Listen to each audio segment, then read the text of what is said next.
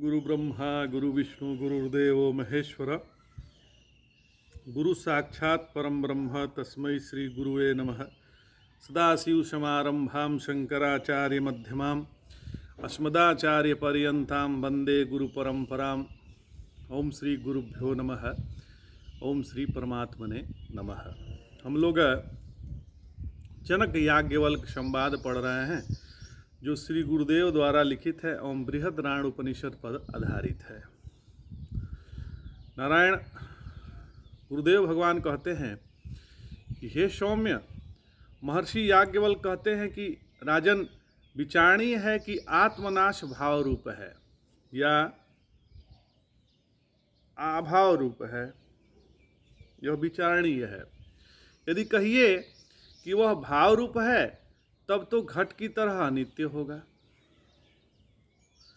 और जब वह नाश स्वयं ही विनाशी होने से असत होगा तब सर्वसाक्षी अतः नित्य इस आत्मा का नाश कैसे करेगा। यदि भाव रूप होने से नाश आत्मा की तरह नित्य हो, न कि घट की तरह नश्वर, तब उसे नाश कहना ही ठीक नहीं, क्योंकि वह आत्मा की तरह चेतन ही होगा और चेतन को चेतन का नाश नहीं कह सकते। कीच नाश को आत्मतुल्य मानने पर यो विपरीत ही मान लिया जाए तो किस युक्ति से मान किया जा सकता है, मना किया जा सकता है। चेतन होने से आत्मा ही नाश का नाश है और इस तरह आत्मनाश भाव रूप नहीं हो सकता। यदि इसे अभाव ही मान लिया जाए तो क्या वह अनात्मा का होगा या आत्मा का होगा। यदि अनात्मा का अर्थात आत्मा से भिन्न का वह अभाव हो तो उससे आत्मा की क्या हानि है। घट का अभाव होने से कपड़े में कोई अंतर नहीं आता। हे राजन, यदि नाश आत्मा का कहो तो आत्मा का क्या एक है या अनेक है।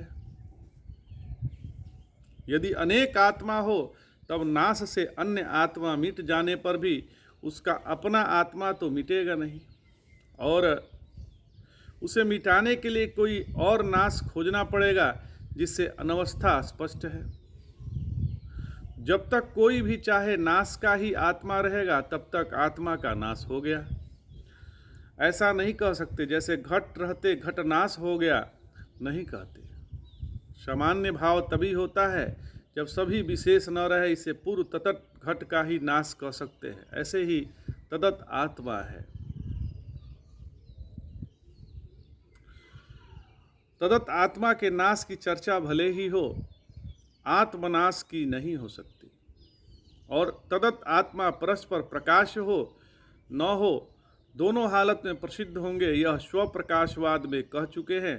एवं जो आत्मनाश संभव ही नहीं है, आत्मनाश तो संभव नहीं है। किंच यह आत्मनाश प्राग भावदि रूप नहीं होगा, क्योंकि तब उसे आत्मा की कोई हानि नहीं होगी। हे राजन, आत्मनाश यदि प्राग भाव रूप है तब कहो कि प्राग भाव काल में आत्मा होता है या नहीं। आत्मा तो हरदम मौजूद है। यदि होता है तब तो नाश का ही नाश होना पड़ेगा, क्योंकि प्रतियोगी अपने प्राग भाव को नष्ट करता ही है। और यदि कहिए कि सब आत्मा नहीं होता तब वह प्राग भाव रूप नाश आत्मा का नहीं कहला सकता, क्योंकि दो विद्यमान पदार्थों में आपसी संबंध होता है। प्राग भाव आत्मा तो क्या किसी भी भावावस्था को नष्ट नहीं करता। वह जब कारण बनता है तो उत्पत्ति का ही कारण बनता है और स्वयं ही अपने प्रतियोगी भाव पदार्थ से नष्ट हो जाता है। एवं स्वभाव से ही जो उत्पादक है उसे नाश रूप कहना गलत है। मनुष्यों ने निश्चय किया कि प्राग भाव उसी का होता है जो जन्म वाली वस्तु हो। आत्मा तो जन्म रहित है, अतः उसका प्राग भाव होगा कैसे। जन्म की कल्पना भी कर सकते हैं, क्योंकि कल्पक भूत नाश आत्मा का होता नहीं। नाश प्रमाणिक होता तो जो स्पष्ट होता वह जन्मवान होता। इस व्याप्ति से आत्मा को जन्मवान मान सकते हैं, किंतु नाश प्रमाणित ही नहीं। इस प्रकार आत्मनाश प्राग भावात्मक नहीं हो सकता। हे राजन, यदि आत्मनाश को अनन्यो भाव अर्थात भेद रूप कहो, तब वह नाश आत्मा का विरोधी नहीं होगा। अन्योन्य भाव भी रह नहीं जाता। जैसे घड़ा कपड़ा मौजूद हो तो उसमें परस्पर भेद होगा, जब वे होंगे ही नहीं तो उसमें परस्पर होने वाला भेद रहेगा कहाँ। ऐसे ही आश्रय रूप आत्मा न रहने पर खुद यह अन्योन्य भाव कभी नहीं रह सकता। इस तरह आत्मनाश यदि आत्मभेद रूप हो तो आत्मा की नित्यता का विघातक नहीं होगा। आत्मनाश अत्यंता भाव हो तो आत्मा हमेशा नरसिंह की तरह विकल्प वृत्त रूप से ही भासना चाहिए, जबकि लोगों को वह उस तरह असत नहीं लगता, वरन हूँ या सत ही लगता है। इसलिए आत्मनाश अत्यंता भाव रूप संभव नहीं है। हे राजन, आत्मनाश प्रध्वंसाभास रूप हो तो पूर्व कथित सब तरह के दोष आ जाएंगे। जो प्रध्वंसाभाव रूप हो, इसमें जो है ध्वंस आत्मा का हो तो आत्मा रहना ही पड़ेगा। उसमें ध्वंस संबंधी होने के लिए वर्तमानता चाहिए, और ध्वंस अनात्मा का हो तो आत्मा का कोई फर्क नहीं पड़ता है। ध्वंस जन्मवान का देखा जाता है, आत्मा अजन्मा है, अतः उसका ध्वंस हो भी नहीं सकेगा। अच्छा, ध्वंस रहता है कारण में, आत्मा का कारण कोई नहीं तो वह रहेगा कहाँ। इत्यादि दोष समझ लेने चाहिए। इस संसार में कोई भी अभाव ऐसा नहीं होता जो भाव रूप न हो।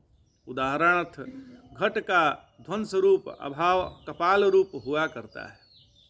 इसी तरह आत्मनाश भी कोई न कोई भाव ही होगा, जिससे पूर्व में जो अभाव की भाव रूप मानने पर दोष दिए जाते हैं वे सब प्राप्त हो जाएंगे। अभाव की भाव रूपता विष्णु पुराण में स्पष्ट की है। मिट्टी घड़ा बनती है, घड़ा फूटता है तो ठीकरे बचते हैं, उन्हें चूर दें तो फिर धूल बच जाती है, और बिखराव हो तो भी अणु रह जाते हैं। यो अणु या मिट्टी ही लगातार बनी हुई है। यहाँ वास्तविक दृष्टि से जन्म जिसे कहा जाए, इसलिए एक विज्ञान रूप आत्मा ही सत्य है, जिसे हम नाना तरहों से मानते हैं। हम मल करते हैं तो कहते हैं कि भोजन नष्ट हुआ, और उसी मल को देखकर सुअर कहेगा कि भोजन पैदा हुआ। एक कोट का क्या निश्चय किया जाए, कार्य कारणता जैसे केवल अपनी दृष्टि की अपेक्षा से ही है, उसी तरह भाव अभाव भी यह अभिप्राय है। हे राजन, पूर्व में एक विकल्प रखा था कि नाश कारण से जन्म नहीं होता। उस पक्ष का दोष बता देते हैं। तो पहले बात तो कही कि किसी तरह देखा नहीं गया कि नाश बिना कारण के हो। बिना कारण का तो नाश ही संभव नहीं है। कथनचित स्वीकारें तो भी कारणजन्य नाश मानने पर जितने दोष थे वे उस पक्ष में आ जाएंगे ही। अतः यह पक्ष अत्यंत असंगत है। विकल्प था आत्मा का नाश नहीं होता, तो यह केवल शास्त्रानुसार ही नहीं मानना, उपपत्ति से भी यही सिद्ध होता है। दृष्टा आत्मा का यदि नाश हो तो यह क्या किसी कारण से होगा या बिना कारण हो जाएगा, दोनों हालतों में होना ही है। बहुत सुंदर प्रसंग है। हे राजन, कारणजन्य नाश होने पर एक और समस्या है। यदि नाश का जो कारण है उसका कोई कारण न हो, तब तो वह कारण नित्य ही होगा, जिससे उसे आत्मा ही मानना पड़ेगा, क्योंकि आत्मा नित्य है और आत्मा अपने ही स्वरूप के नाश में हेतु हो यह कभी होगा नहीं। तो हे नरेश, बौद्ध कह सकता है कि दीपक, बिजली की चमक, बादल आदि दृष्टांतों से निर्धारित होता है कि जो कुछ भी है वह क्षणिक होता है, एक क्षण बाद नहीं रह जाता। आत्मा भी है, अतः उसे क्षण भर बाद रहना नहीं चाहिए। यो आत्मा का नाश अनुमान से सिद्ध है। इसका जवाब देने के लिए समझना पड़ेगा कि प्रमाण वस्तु स्थिति की अभिव्यक्ति करता है, उसमें हेर फेर नहीं कर सकता। प्रमाण निर्भर करता है प्रमेय की सत्ता पर। इस इस बात को समझा देते हैं नाश और उसके हेतु में जिसे आप प्रमाण कह रहे हैं उसकी सिद्धि तब तक नहीं होगी जब तक नाश और हेतु विद्यमान हो। तो बौद्ध प्रमाण को हमारी तरह व्यंजक को मानता नहीं बल्कि कारक मानता है, क्योंकि ज्ञेय को ज्ञान के अधीन मानता है। यदि प्रमाण के बल पर प्रमेय की सत्ता हो सके तब तो अलिक प्रतिपादक वाक्य से भी प्रमेय विद्यमान होने लगे। तो हम कहते हैं कि बंध्या पुत्र मिथिला में महाराज संचालन कर रहा है क्योंकि जनक के कुल की स्त्री का पुत्र है, जैसे जनक के अन्य दो हित। तो यदि प्रमाणाधीन प्रमेय सत्ता मानो तो हमारे इस अनुमान वाक्य से बंध्या पुत्र वहाँ राज भी कर लेगा।